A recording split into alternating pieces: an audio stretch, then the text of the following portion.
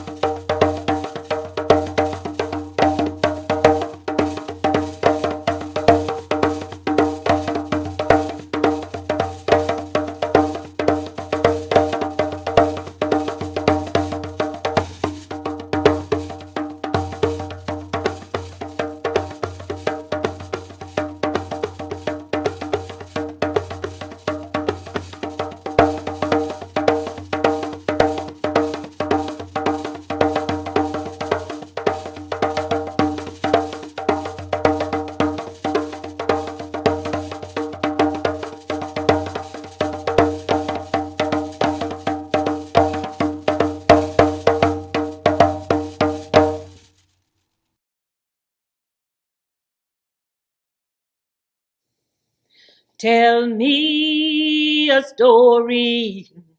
Tell me, I want to know about my folks from long ago. Tell me how we came to this land, across the seas and the barren sands. Tell me how we came to be. Tell me about me. I'll tell you a story. I'm Willow Brigham from Cary, North Carolina. The Hunter and the Blind Man. In the village, Oba was a blind man, and everybody knew he was a blind man, but you could not tell it by his conversation. He had so much wisdom, everyone in the village came at some point to sit with him and listen and gain knowledge from his wisdom. His sister Nia fell in love with a local hunter. Micaiah was a very good hunter, but Micaiah had no time for Oba. He's a blind man, he would say. What could he possibly be of use? A blind man? He did not know. Nia married Micaiah, and they moved in with Oba, and they thought things would get better. Every day, the hunter would grab his bow and his traps and go out hunting. And when he came back in the evening, he always had something wonderful, and Nia cooked. And she would say, "My brother's quite wise. You'd be surprised. He's a blind man. What's the use of a man with no eyes?" But Oba would say, "Take me with you. Take me with you hunting." Well, one day, the hunter came back with a very fat, healthy deer. And Nia cooked it ever so gently, and all the spices made it so wonderful that the hunter was very pleased with himself, and he was feeling good about it, so he said, "Tomorrow, Oba, blind man, you can come hunting with me." Well, Oba was delighted. He could not wait. He barely slept a wink. And in the morning, when the hunter got up and grabbed his arrows and his traps, Oba got up too. "We're going hunting today. Yes, come with me." And he grabbed Oba by the hand. They went a walking through the forest. All day they were walking, and then all of a sudden Oba stopped. "Why are we stopping?" asked the hunter. "Shh," said Oba. "There's a lion over there." "What lion? I don't see any lion." "Yes, it's a lion, but he has eaten and he's full, so he will not bother us. We can go on. And walking for a little while, sure enough, they came upon a lion, a massive lion who was sleeping under a tree because he had been well fed. And the hunter asked, "How did you know it was a lion?" "I see with my ears." See with your ears, you say. All right. And they continued to walk because they were hunters. Now, today was the day Oba was hunting. And they came once again to a point, and Oba said, "Stop." "Why should we stop now?"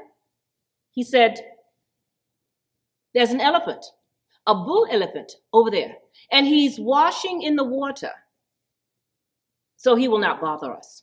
"I don't see any elephant." But walking on, sure enough, they came upon an elephant, and he was a bull elephant, and he was washing in the water, and he paid them no mind.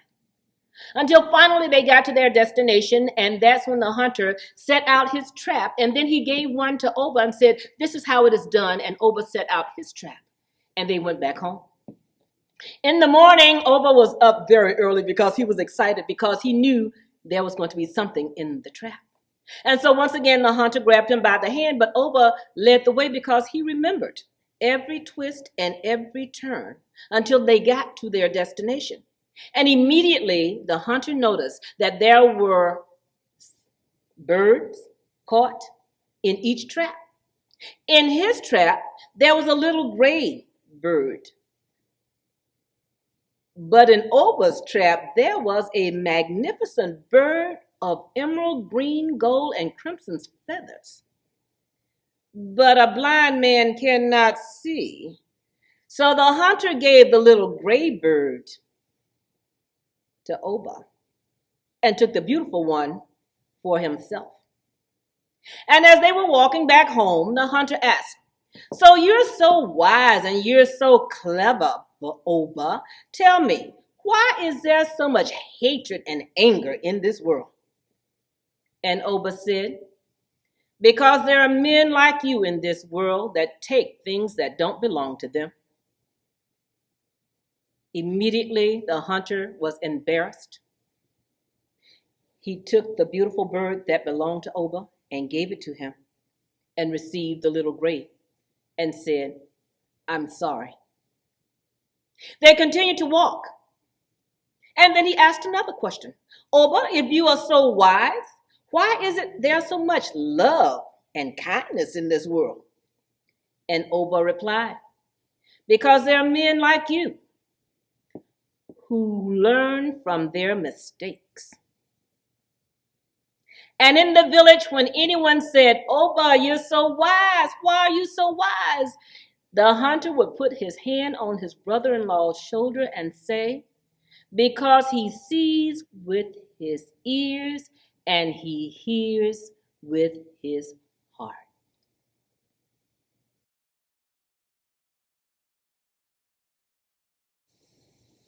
Hello, my name is Evie Evans, and I'm from Pittsboro, North Carolina. I'm going to tell a story of Anansi and how he brought wisdom to the entire world. The Sky King loved all the creatures of the world and decided that he wanted to give each one of them a gift. Each creature would have different gifts, but there was one special gift that he was giving to a small village of people in a huge continent of Africa. And that was the gift of wisdom. Now, Anansi and his family lived very close to that village. And Anansi wanted to know why they were so privileged as to get the gift of wisdom. So he decided that he should have wisdom too. But how was he to get it? He always was very smart, and he always was very cunning. And so he decided that he would beg the people and have them feel sorry for him. He went and got a large gourd, hung it around his neck, and went from house to house, talking to the inhabitants, letting them know just how pathetic he was not to have wisdom. "After all, I am a man with children," he would say. "And how can I teach my children if I have no wisdom?" Well, each of the people who lived in the village decided that he was so sorrowful that they would reach in, take a bit of wisdom, and drop it into his gourd. He did that over and over again until he had stopped at every home in the village. And by the end of the day, his gourd was practically overflowing with wisdom. He walked away very, very smug and happy with himself until he began to think, if I have all of this wisdom, he said, someone will want to take it from me. What shall I do? He decided that he would go to the tallest tree in the deepest part of the forest and hide his wisdom at the very top. So off he went with his wisdom in his gourd. When he reached the tree, he began to climb. And he climbed, and he climbed, and he slid back down. And he climbed, and he climbed, and he slid back down. And he climbed, and he climbed, and he slid back down again. He was so disappointed that he sat, feeling sorry for himself. His son came upon him sitting there, looking very, very sorrowful. And he said, Father, why are you so sad? And Anansi said, Son, I've been trying to climb this tree and I can't. And his son leaned and looked at him and said, Well, Father, if you would just move the gourd to your back, you can climb the tree without a problem. Anansi said, I thought about that, and go home, son. Your mother's making dinner, and tell her I'll be there soon. So when his son walked away, Anansi took the gourd, put it on his back, and climbed the tree without a problem. When he got to the top, he took the gourd and put it on the uppermost branch and sat below it just to take a breath. And a breeze came by and plucked a tiny piece of wisdom and dropped it on Anansi's head. And Anansi had a thought. Anansi said, My son, who is just a child, has more wisdom than I do. Why do I need this huge gourd of wisdom when I am smart and I am cunning? I don't think I want this wisdom at all. So Anansi reached up, got the gourd, and threw it as far as he could. And the wind once again came and took it away, carried all the tiny bits of wisdom all around the world to every land and deposited it in the soil. So every creature who walked or crawled or slithered along got a tiny bit of wisdom. And that is how Anansi brought wisdom to the world.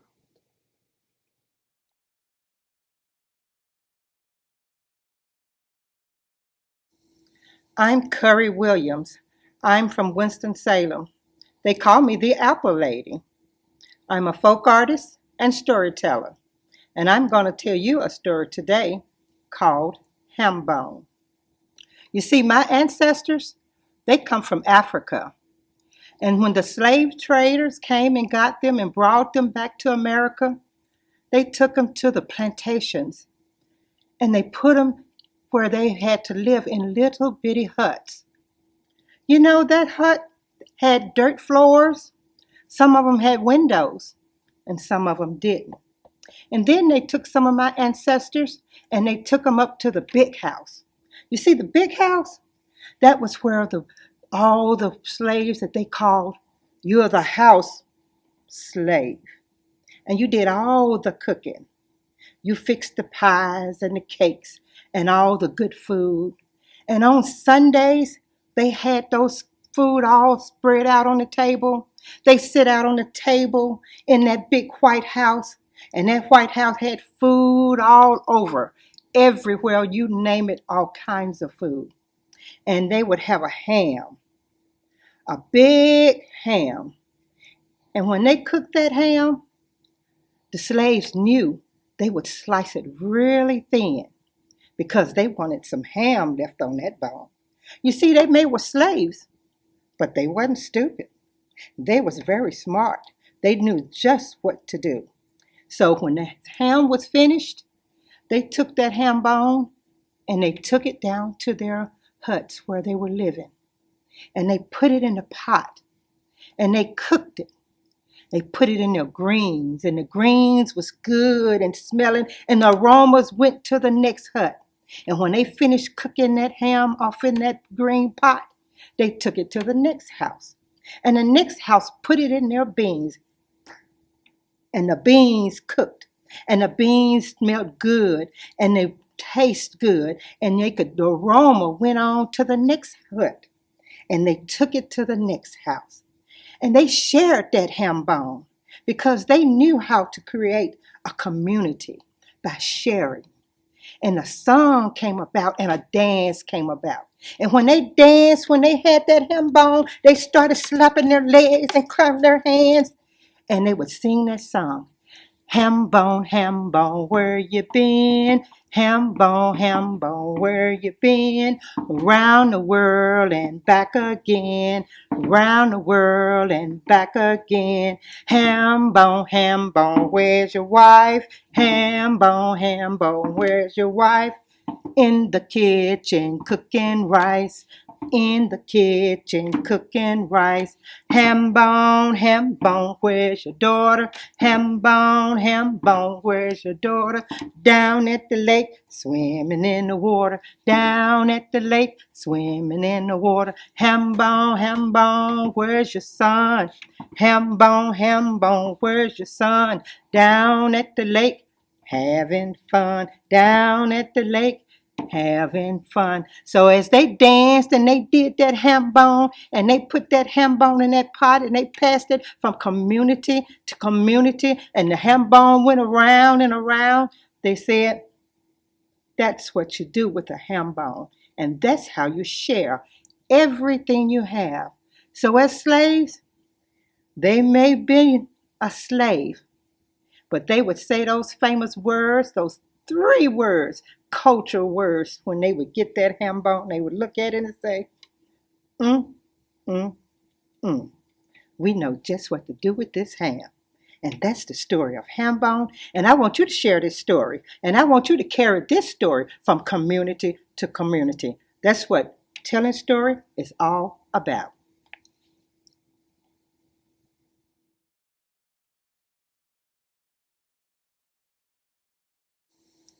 I'm Michael Connor, and I'm from Cornelius, North Carolina, about 18 miles north of Charlotte, North Carolina, in Mecklenburg County. I'm going to give a speech that Frederick Douglass gave in 1853 on the 4th of July. What remains to be answered? Is it that slavery is not divine? God did not establish it. Our doctors of divinity are mistaken that that which is inhuman cannot be divine. Who can reason such a proposition? They that can may. I cannot. The time for such argument is past.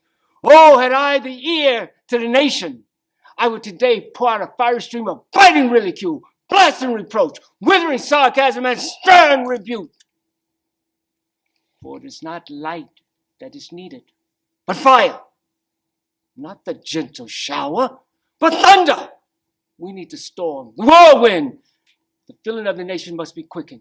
The conscience of the nation must be roused. The propriety of the nation must be startled. And its crimes against God and man must be proclaimed and denounced. What? To the American slave is your 4th of July?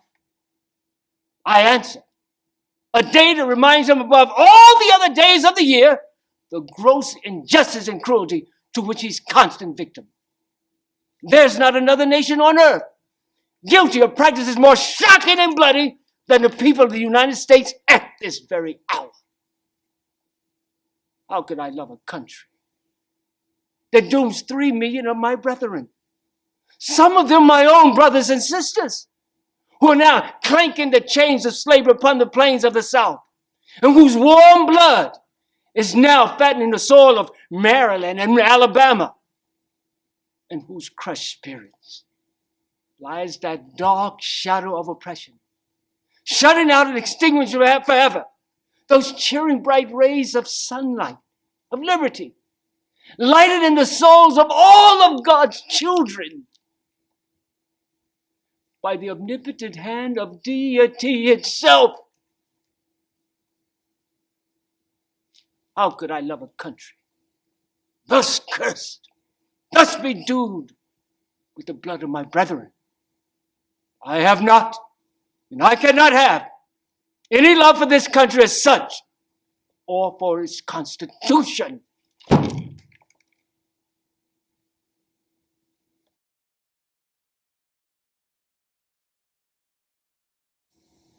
Hello, my name is Pat Stepney, and I'm from Winston-Salem, North Carolina, the founder of the North Carolina Association of Black Storytellers.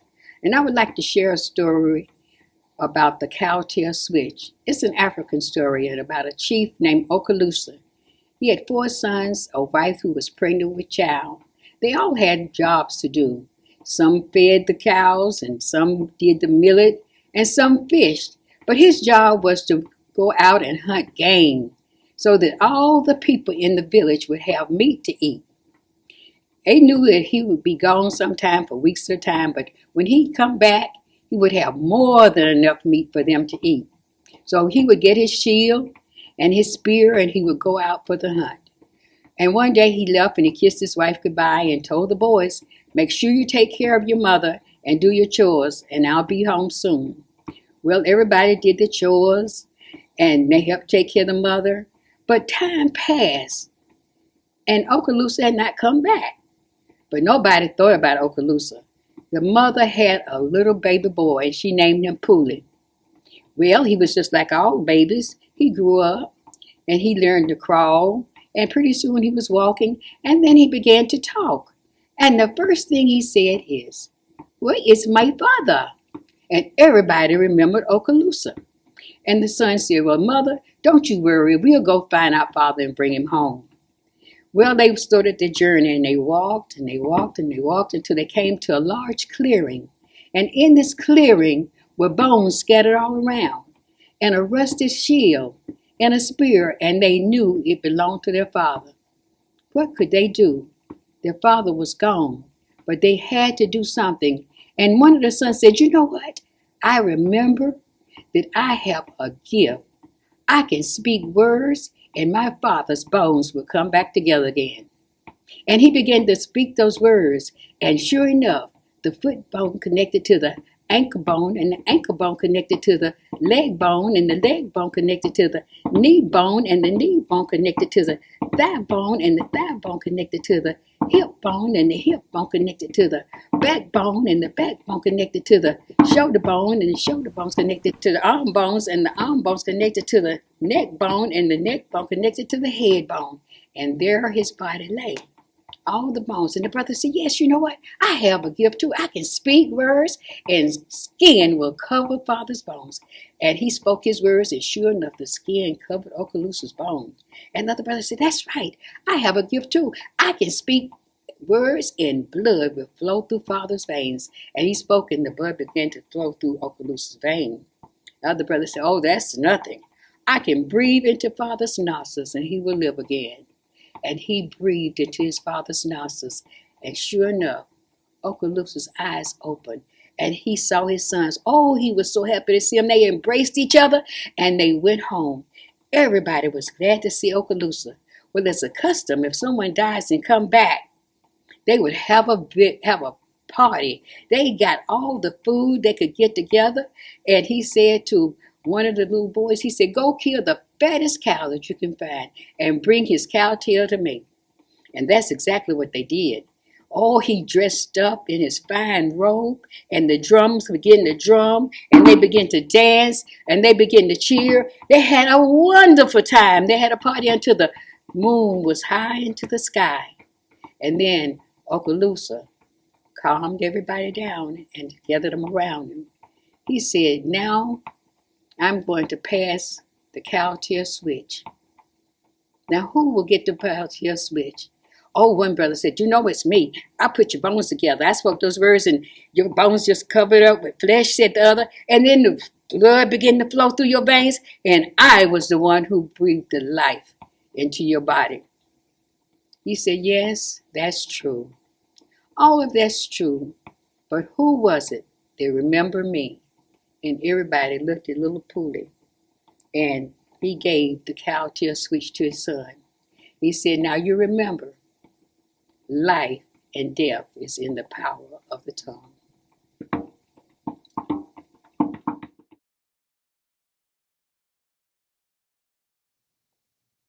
My name is Carolyn Evans. I'm from Fuquay, Varina, North Carolina. Lest we forget that years ago, there was a man in Slabtown, Elmira, New York, one of the friendliest abolitionist communities in all of New York State. And, well, this old man, will participate every Memorial Day. He would put on his fedora and tilt it just so. He would put on that blue uniform, Civil War, medals all over it. Some of the medals were even his. And he would march every Memorial Day, left, right, left, right, left, right, left, right, down the Grand Boulevard with all the other soldiers. Well, there's a possibility. Now, I'm not saying it happened, but there was a possibility that he was one of the greatest storytellers alive. Well, this storyteller possibly told this story. This story is about a confessor. A confessor is someone who confesses that God is God and Jesus is Jesus and that they're the Lord of his life. Well, I'll tell you. His name was Confessor Chuck. Confessor Chuck was born enslaved. And long, long ago, when it was time to pray, they would all get together in the cabins. And they would take that great big old black washpot and tilt it on its side. And they'd be in that cabin just a praying, but nobody could hear them because the pot swallowed up all their praying. Well, I'll tell you, what happened is that every time Chuck prayed, Master would hear about it. And he'd say, Chuck, when you're in the field, I hear you praying.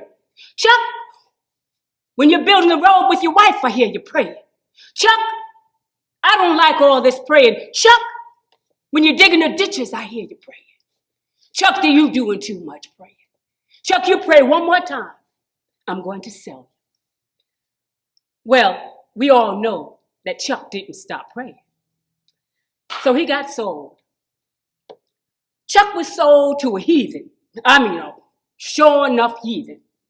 And Chuck was just praying people right out of sickness, praying people right out of misery. Ooh, when they went down by the riverside, all of them would be praying and they would be putting their hands on Chuck. Pray for me, Chuck. Pray for me, Chuck. Give me patience, Chuck. Let me persevere, Chuck. Give me strength, Chuck, to carry one more load. And he did. Oh, that Chuck was a praying man. Well, the master got sick one day. I mean, he got sick as a dog.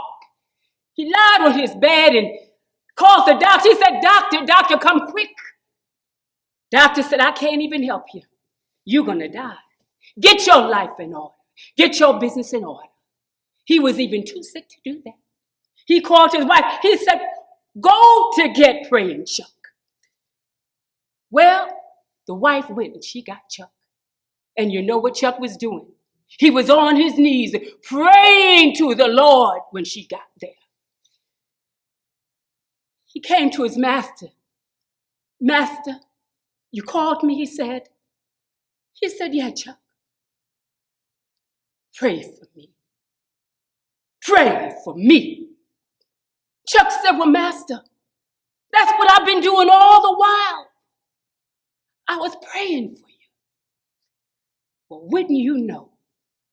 And you, that the old master got better. That's right. He got better. He became what you call a traveling evangelist, and he took Chuck with him, even freed him. And they went all around the land. And this teaches me one thing. You can forgive. You can forgive, lest we forget. That same soldier had marched with the GAR, G-A-R, Grand Army of the Republic, across the Potomac River. Those were the soldiers that guarded the capital of Washington. So yes, we can forgive, we can forget, and we could love. That's the end of my story.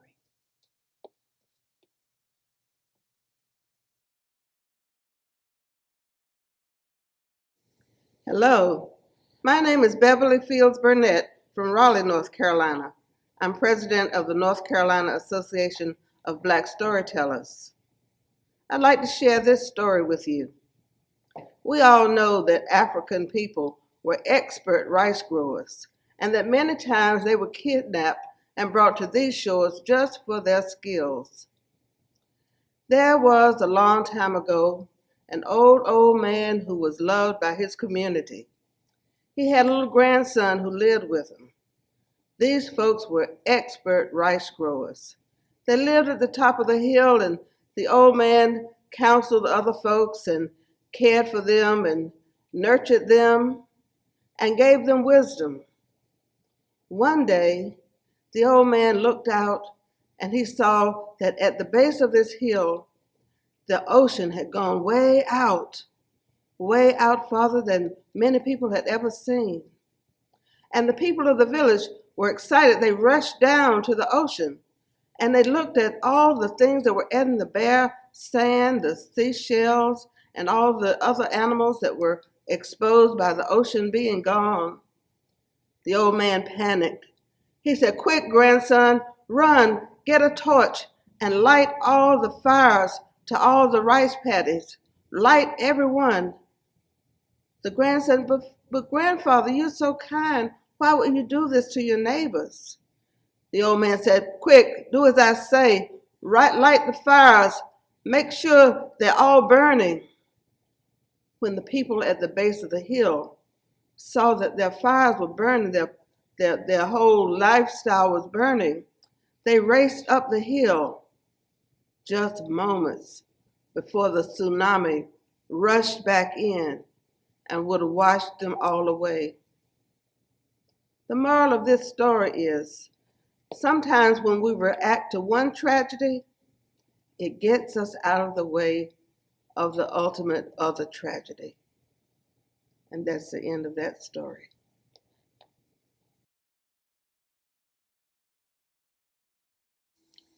Greetings. My name is Mother Mentor, Alicia T. Mentor from Charlotte, North Carolina, come to tell you stories and brighten your heart. We've been talking about family today. Want to just start with just a little song? It goes like this. Agaga, milo. Agaga, milo. Agaga, milo. Agaga, milo. Agaga. And agaga means that I am and can be all that I want to be. There's nothing that I can't conquer. There's nothing that I can't overcome. We learned this from our father. And every Saturday afternoon, we would dress up and go down on Person Street in Fayetteville, North Carolina. Well, it was one of those days, and Mama was always getting after Daddy and getting after us about staying clean, because it was so important to her that her children were clean and taken care of and looked like it. Well, Daddy always took us downtown so that we could have what they call a walkabout. He took us down there and we walked about in our finest little clothes. And Mama had made me one of these beautiful smock dresses with the little gatherings in the top. And it was so pretty and clean. Our faces were washed just as nice as they wanted to be. And she was important. Well, one thing when we went about on our walkabout, we would always get a hot dog and we would get some ice cream from the store. Daddy had to go around back to get things from the store at that time. That's just the way things were. It wasn't fair and it wasn't right, but that's just the way things were. Mama said, "Now, you know, Arthur, you need to wait until after we go on our walkabout before you get these children some food, because I don't want their clothes." But the stores were closing up early that day. It was Saturday. They were getting ready for other things. He said, "No, if I don't go get them now, we won't be able to get them." She said, "Well, don't get the hot dog. Just get them some ice cream and they can eat when they get home." He said, "All right. And don't get no chocolate ice cream either." But Daddy knew that my favorite ice cream was chocolate. And so he went around, and when he came back, he had gotten the boys vanilla ice cream. But he got me some chocolate. She said, "Arthur, I told you not to get no chocolate ice cream." But he did, and he gave it to me. And Mama said, "You better be careful not to get a drop on that stairs." And I was real careful. But in being careful, as careful as I could be, a little drop dropped right on the front of my dress. Mama tried to wipe it out. He said, "You're making it worse. Just leave it alone. She's fine." That's what my daddy said. Well, it came time for us to walk out. Lord, I hope nobody don't notice that, my mama said. We got out the car and we started walking up the hill toward the old market house. That old market house stood there as a remembrance of the way things were. It hurt us to see it, and we looked at it. And Daddy would tell us the stories of how our people were sold and bartered there. We didn't like that sight, but that was a part of our history, and Daddy wanted us to know what we never wanted to go back to. We kept walking up that hill, and as we got up that hill, this lady came out. And she said, "Oh, you children sure are dressed nice and clean and pretty. Except you, little girl.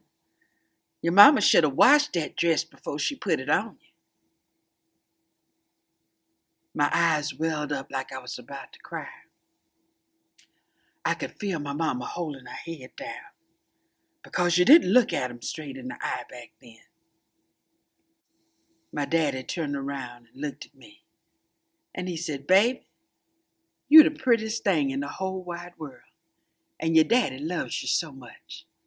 Don't you ever, as long as you live, make anybody think any less of yourself because of what you have on or where you live, because you are important and you are the best thing that God could have given." He kissed me and hugged me, wrapped his arms all around me. And that lady said, and walked on off. Daddy looked at me and said, "I bet she won't say that again." I'll never forget that day of the walkabout.